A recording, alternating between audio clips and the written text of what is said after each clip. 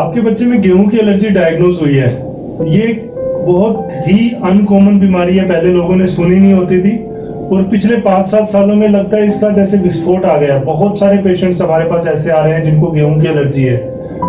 जब आपके बच्चे को ये डायग्नोज हुई तो शायद आपने सुनी भी नहीं होगी कि ऐसी भी कोई बीमारी होती है कि रोटी नहीं खा सकता, बट जब से आपकी बीमारी डायग्नोज हुई है तो आपने आई एम श्योर बहुत सारे बच्चे ऐसे मिले होंगे, देखे होंगे, बहुत सारी फैमिली से मिले होंगे जिनको ये बीमारी है।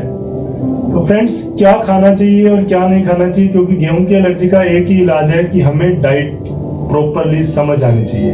हीट एलर्जी में क्या खाना है और क्या नहीं खाना है, तो जैसे मैं बताऊं आपको, सिर्फ गेहूं का आटा छोड़कर आप सब कुछ खा सकते हैं। तो गेहूं के आटे से क्या क्या बनता है, तो जितनी भी बेकरी की आइटम्स हैं, right from biscuit, cookies, donuts, pizza, burger, ये सब आइटम्स गेहूं के निकाले हुए मैदे से बनती है। इवन सूजी जो है वो गेहूं से बनती है।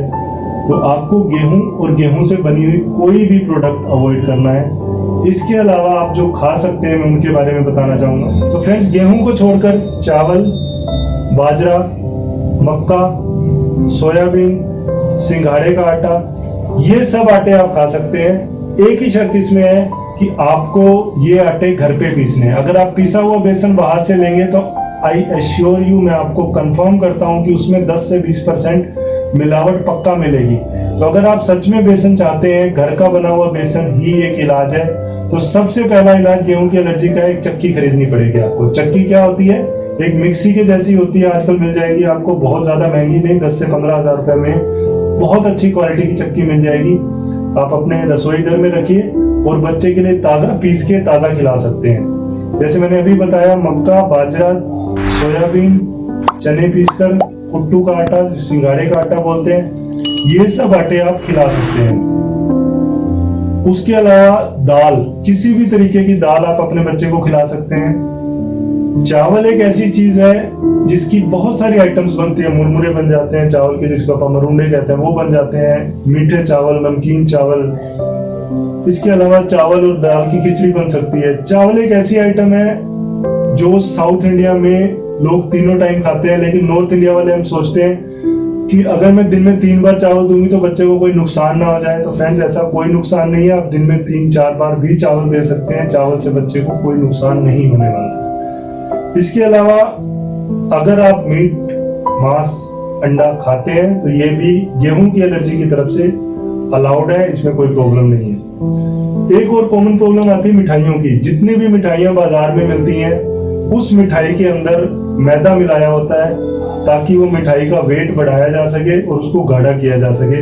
तो फ्रेंड्स, आपको बाजार की मिठाई अवॉइड करनी है। बट अगर आप घर पे बेसन की बर्फी बना के दे सकते हैं, घर पे आप उसको बेसन की किसी भी टाइप का लड्डू बना के दे सकते हैं, बट बाजार की इवन बेसन की बनी हुई चीज या कोई भी खोया जिसको हम बोलते हैं, उसके अंदर मैदे की मिलावट 100% मिलेगी।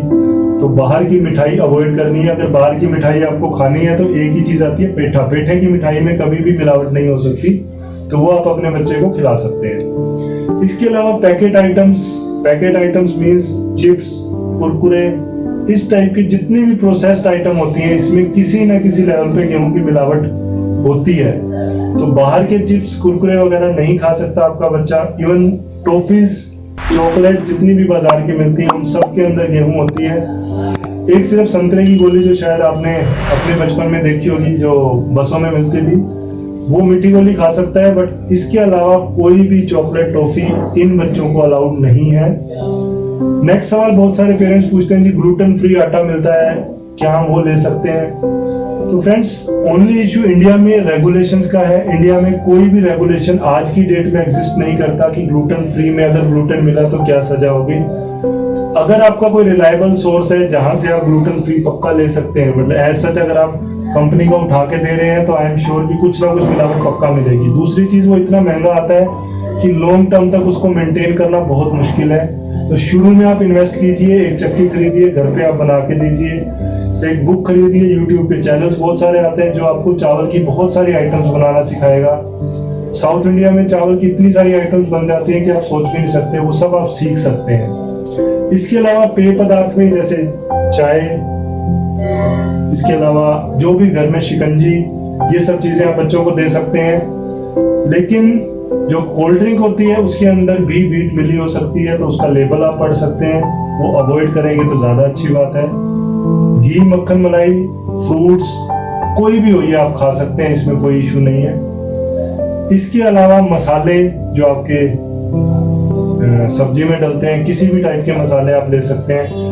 बट एक चीज यहाँ पे और ध्यान रखने वाली है, बाजार की जो भी आप सब्जी, दाल, चावल जो भी लेते हैं, तो उसकी तरी को गाढ़ा करने के लिए उसके अंदर मैदा मिलाया जाता है, तो बाजार की सब्जी अवॉइड करनी है। बट घर पे कोई भी सब्जी, घी, मक्खन, मलाई डाल के आप खा सकते हैं। इसके अलावा गेहूं की एलर्जी को लेकर आपका कोई भी सवाल हो तो प्लीज कमेंट बॉक्स में जरूर बताइए, मैं उसे आंसर करने की कोशिश करूंगा। Thank you.